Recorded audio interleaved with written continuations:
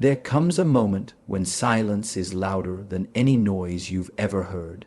You're surrounded by people, scrolling through apps, jumping from one thought to the next. You appear to be alive, but inside, you feel completely absent. Your body's here, but your mind, it's caught in the past, stuck in regrets, or racing toward a future that hasn't even happened. And in the middle of all this, you lose the only thing that ever really mattered, this moment. Do you ever sit with yourself, no music, no phone, no distractions, and feel the discomfort rise? The restlessness, the sadness, the doubt, that's not a weakness. That's your mind trying to dominate you, trying to convince you that peace lives somewhere else after success, after love, after achievement. But it doesn't. It lives right here, now, in this breath. You see, when you do not train the mind, it will train you. It will pull you into anxiety, jealousy, and overthinking. And it will rob you of joy, of connection, of clarity. This is why you must learn presence, not as a trend, not as a buzzword, but as a way of survival. Because if you don't master your mind, it will master you. And in that prison, nothing you chase will ever feel like enough. So let us begin. Let us come back to where life is happening. Here, now, with you, fully alive. Your mind is the most powerful tool you will ever possess. It is more complex than any machine, faster than any algorithm, and more creative than anything man made. But just like a sharp sword, its power depends on the one who wields it. A sword in the hands of a trained warrior is a tool of precision. But in the hands of a child, it becomes dangerous. That's how most people are living today. Walking through life with a mind that is sharp, loud, and undisciplined, cutting themselves, cutting others without even knowing it. And the tragedy is this: no one taught you how to use it. You were born into this world with a brain that absorbs everything. Thoughts, emotions, ideas, fears, trauma, expectations. They all entered without your permission, and slowly, over time, they formed something we call identity. But let me ask you something real. Have you ever stopped to question whether the voice in your head is your own? Or is it a collection of your past, of pain you never resolved, of opinions that were forced on you? Most people don't question it, they simply follow it. They believe every thought that arises. If the mind says, "I'm not good enough," they live in fear. If the mind says, "She left me because I'm worthless," they believe it. If the mind says, "No one understands me," they withdraw. And in this way, the mind becomes the master. It dictates your reality. It controls your emotions. It creates your suffering, and then convinces you that there is no way out. But let me tell you something that may shake you at your core. You are not your thoughts. You are not the voice in your head. You are the one who hears it. There is a vast difference between living from the mind and living with the mind. One is slavery, the other is mastery. The moment you believe that every thought is true, you lose your freedom. But the moment you can step back and observe the thought, without reaction, without judgment, you become free. That is the moment you take the sword out of the child's hand and begin to train yourself as a warrior of the inner world. Think of it this way. When the mind is your servant, it helps you navigate life with clarity, with creativity, with presence. It becomes your ally. You use it to solve problems, to learn, to connect. But when the mind becomes your master, you become lost. You begin to overthink, to obsess, to compare, to spiral. You become paralyzed in moments where you should be alive. And you suffer not because life is cruel, but because your mind has become loud. Silence is not the absence of noise. It is the space where the real you begins to emerge. When you train your awareness, when you create that small gap between thought and reaction, that's when you start to reclaim your power. That's when the servant begins to serve you again. And no, this does not happen by accident. It takes training. Just like you train your muscles, you must train your attention. You must learn to sit quietly with the discomfort. You must learn to watch your thoughts rise and fall without being dragged into their drama. And at first, it's hard. You'll want to distract yourself. You'll reach for your phone, for stimulation, for noise. But stay. Stay a little longer in that silence. That's where the shift begins. It is in this silence that you will meet the true master. Not the one made of fear, of impulse, of chaos, but the one who sees all, feels all, and remains still. This is your task, not to escape the mind, not to fight it, but to understand it so deeply that it can no longer control you. To look at it the way a parent looks at a restless child, with patience, with love, with discipline. The modern world has taught you how to consume, but it has not taught you how to observe. Observation is the beginning of transformation. When you observe the mind, it loses its grip. When you understand its patterns, they no longer run your life. So I ask you, who is in control, who is making the decisions, who is reacting? Is it you, or is it a mind you have never taken time to master? Remember this, the mind is a powerful servant, but a dangerous master. If you do not train it, it will train you.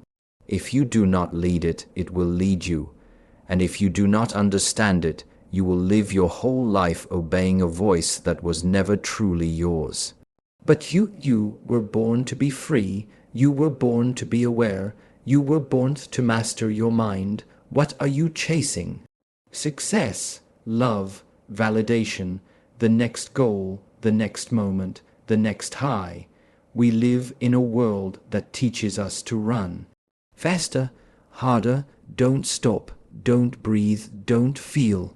Because if you slow down even for a second, you might realize something terrifying, that everything you're chasing is already here, but you're not. We have forgotten how to be present. We are so busy reaching for the future that we've abandoned the present moment, the only place where life ever truly exists. When was the last time you sat in silence and felt peace just for existing? When was the last time you took a breath, not to calm down from anxiety, not to prepare for a task, but just to be with it? Most people don't even remember because we've been taught that peace is a destination, something you earn after the work is done, after the relationship is perfect, after the money comes in. But that's a lie. Peace is not in the future. It is in your presence. Let me tell you something simple yet powerful. You don't need to do anything to find peace. You only need to stop doing what pulls you away from it. The mind pulls you into regrets of the past. It projects fears into the future. But the body, the breath, they're always in the now. And that's where your true self lives. When you live in the present, you're no longer a prisoner of your thoughts. You're no longer reacting to every emotion like a puppet pulled by invisible strings. You start to feel the warmth of the sun on your face, the tension in your chest when a memory surfaces, the power in your legs as you walk. Life becomes vivid not because the outside world changed, but because you showed up for it. Most people are asleep with their eyes open, looking at the world but not seeing it, hearing words but not listening, living days but not experiencing them. That's what happens when the mind becomes too loud. You lose connection to what is real. You become distant not just from others, but from yourself. Presence is the doorway back to your soul. It is not a trick. It is not a temporary fix. It is a practice. It is the daily choice to come back again and again to the breath, to the body, to this moment. And the more you return, the more your nervous system softens. The more your heart opens, the more your thoughts begin to lose their grip. You begin to realize that your peace was never gone. It was just buried under noise, under pressure, under stories that were never yours to carry. And the beauty of this realization is that no one can give it to you. No one can sell it to you. It must be found within. Some people say, "But I can't stay present. It's too hard." That's because you're expecting peace to feel like bliss all the time. But real presence is not always comfortable. Sometimes it means sitting with grief. Sometimes it means holding space for your confusion. But even in that discomfort, there is freedom, because now you're not running anymore. You're here, fully with whatever is, and that is the foundation of all healing. I tell you this, if you can be present with your pain, you will no longer fear it. If you can be present with your joy, you will stop chasing it. And if you can be present with yourself, you will never again feel lost because you have arrived. The breath is your anchor. The body is your home. Awareness is your path. Do not underestimate the power of now. The mind will try to convince you that something is missing, that you are behind, you need more, but the present moment, this one, right now, is whole. It is enough, and when you align yourself with it, you too become whole again. So I ask you right now, can you stop for a moment? Can you feel your breath? Can you listen, truly listen, to the sound of life happening in this very second? If you can, then you're already free, not someday, not later, now, because presence is not a goal, it is the way. It is the path home, the path to clarity, the path to inner peace. There is a moment when someone says something, and you suddenly feel heat rise in your chest. A word, a look, a gesture, and instantly you're not calm anymore. You might feel anger, you might feel sadness. Shame, rejection, maybe you shut down, maybe you lash out, but have you ever stopped in that moment and asked why? Why did this word pierce me? Why did this silence hurt me? Most people don't ask. They just react, but the reaction is unconscious. And unconscious living is the birthplace of suffering. This is the truth many people avoid. Your triggers are not proof that someone else is wrong. They are invitations, they are doorways, they are signals from deep within, pointing to something unresolved, something unseen, something unhealed. When someone rejects you and you feel unworthy, not because of what they did, but because something inside already believed you weren't enough, that is a trigger. When a friend forgets you and you feel invisible, not because they meant harm, but because somewhere in your past, being ignored felt like being unloved, that is a trigger. And when you feel jealousy, envy, or resentment, not because the other person is bad, but because your mind is comparing and whispering that you're behind that too, is a trigger. Now, many people will say, that's just who I am. But no, that is not who you are. That is who you became when you were trying to survive something painful. And that part of you, angry, guarded, afraid, deserves compassion, not judgment. You see, when you become triggered, you are being shown the location of your inner wounds. And if you are courageous enough to sit with the discomfort, not escape it, not numb it, not project it, but sit with it, it will teach you something profound. It will show you what needs your attention, what needs your love. It will lead you to the part of yourself that has been asking to be seen for years. But here is the hard truth. Most people don't want to sit with it. They want to blame others. They want to control the outside so they don't have to face the inside. But true power doesn't come from control. It comes from awareness. It comes from being so present with your emotional pain that it can no longer manipulate you. You feel the sting, but you don't become the sting. You feel the anger, but you don't speak from it. You feel the sadness, but you hold it gently, like a wounded child, because that's exactly what it is. Every trigger is a memory trying to return to the surface, and every time you push it down, it grows stronger. But every time you welcome it with presence, it begins to dissolve. This is not weakness. This is not softness. This is mastery, to face your inner world without running from it. That is the path of the strong.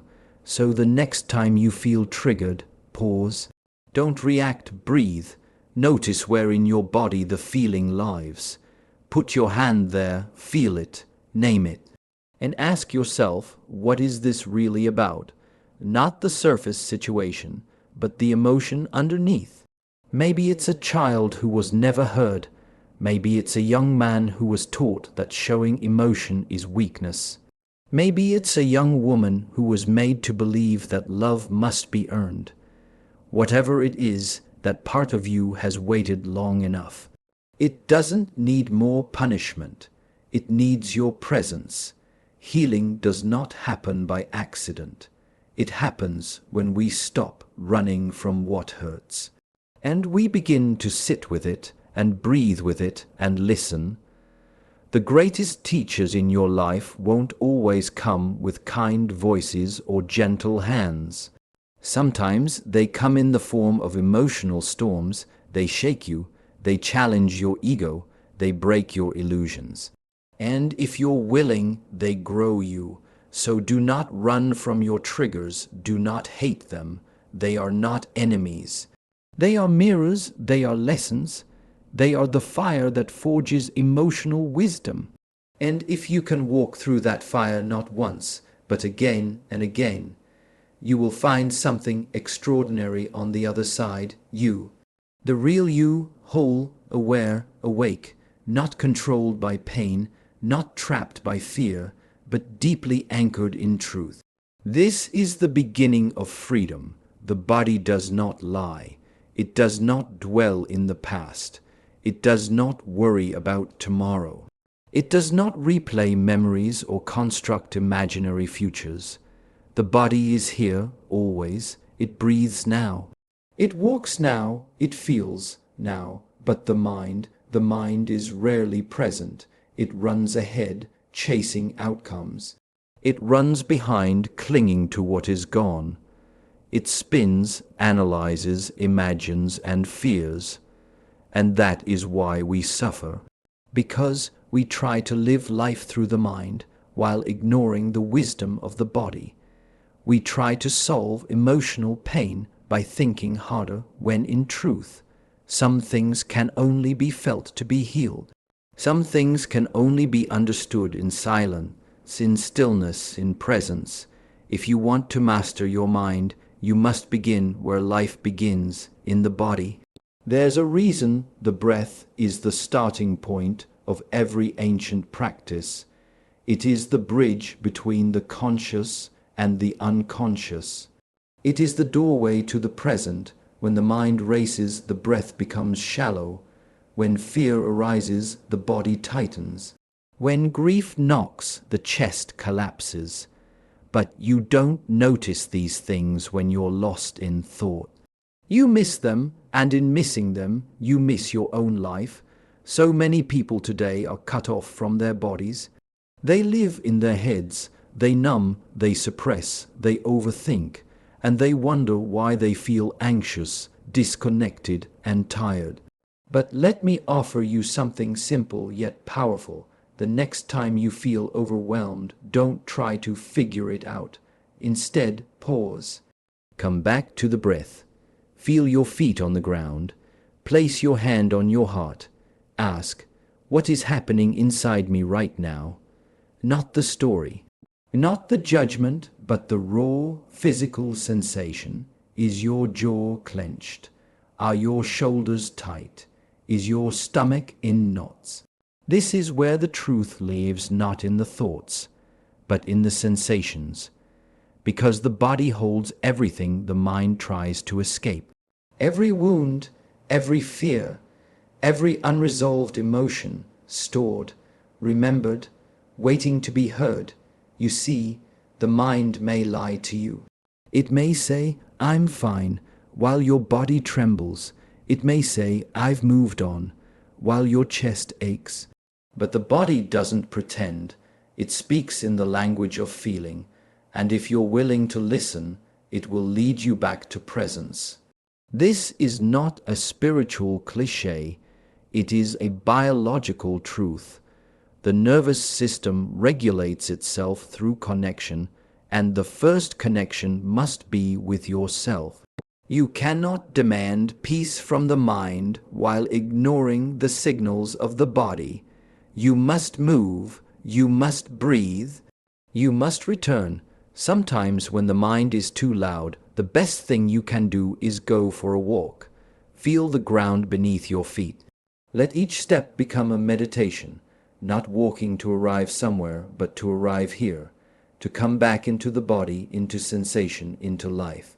Other times, it means sitting in stillness and letting the breath deepen, not forcing it, not fixing it, just noticing and allowing the body to unwind itself, like a coiled rope that's been held too tightly for too long. Do you know why so many people feel lost in the modern world? Because they live disconnected from their center. They live above the neck, trying to outthink their suffering, when the path to peace has always been more instinctual, more primal, more human. Your body is not a burden. It is your guide. It remembers who you were before the world told you who to be. It remembers how to rest, how to release, how to regenerate, but you must make space to hear it, because if you don't listen to the whispers of the body, it will begin to scream. Through anxiety, through fatigue, through pain, this is not punishment, it is an invitation to slow down, to come home, to live not as a machine, but as a living, breathing being awake to the miracle of now. So if you feel lost, disconnected, or overwhelmed, don't go further into thought. Go deeper into the body. It is your ground, your temple, your compass. Let it speak, let it lead, and you just breathe, because the mind may try to escape this moment, but the body has never left. And when you return to it, you return to life. There is a silence that exists behind every thought, a stillness deeper than all noise, and in that stillness you are free. But we live in a world where silence is uncomfortable. We fill every gap with sound, music, notifications, conversations, as if stillness were something to avoid, not something to enter. The modern mind is addicted to stimulation, thought after thought, problem after problem, and many people confuse this mental noise with intelligence. But let me ask you, when was the last time you listened to the space between your thoughts? Most of our suffering begins when we become entangled with the stories in our minds. Thoughts arise, and we believe them without question. I'm not enough. I will never be loved. I have to prove myself. And like a wave that pulls us out into the ocean, we get carried away until we forget how to swim. But a wave is just that, a passing movement. It rises, it crashes, it dissolves. What remains is the ocean beneath it. You are not your thoughts. You are the awareness that sees them, and when you begin to realize this, not just as a concept, but as an experience, everything changes. Most people try to change their thoughts by replacing them with new ones, positive affirmations, motivational words. And while these can be helpful, they are still part of the mind, still on the surface. True freedom begins when you no longer need to control your thoughts, when you can simply watch them without reacting, without judging, like clouds passing through an open sky. This practice is not easy because the mind will resist. It will say, "This is a waste of time." It will scream, "Fix this, solve that." But you must be still enough to recognize that is the very pattern that keeps you in a state of suffering. When you sit in silence, you are not doing anything. You are reconnecting with your essence, with that part of you that existed before the mind began labeling everything, with the presence that has always been there, patiently waiting beneath the noise. Stillness is not the absence of activity. It is the presence of awareness.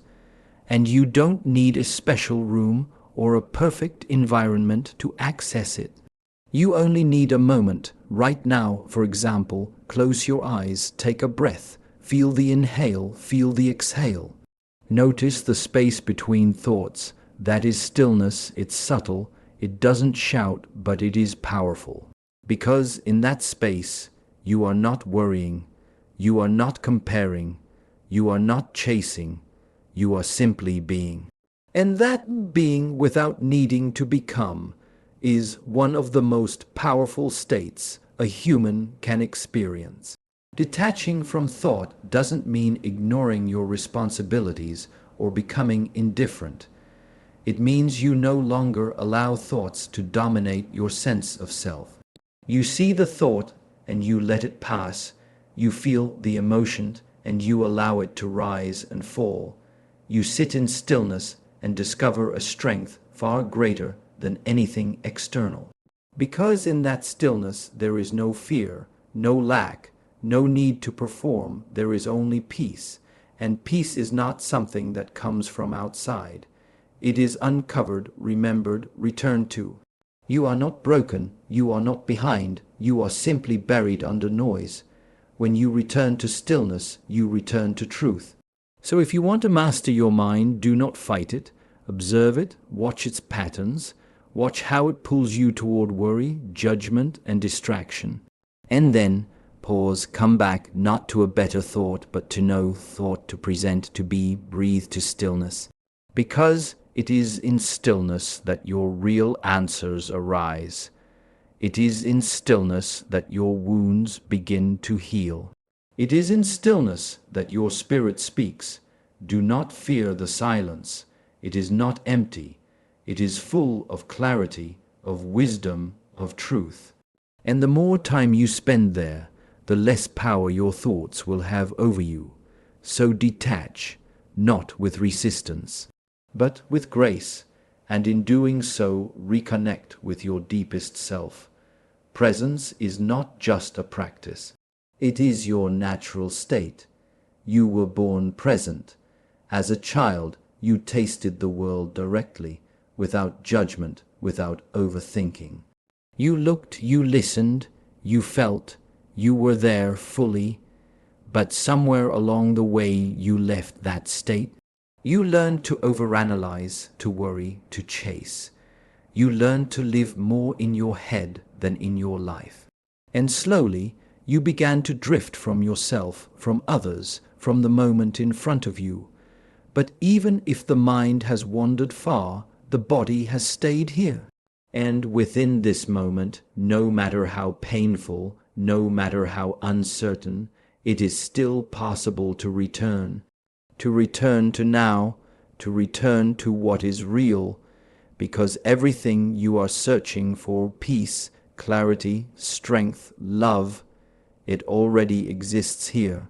Not in the next achievement, not in the next relationship, not tomorrow, but in the moment you are willing to fully arrive.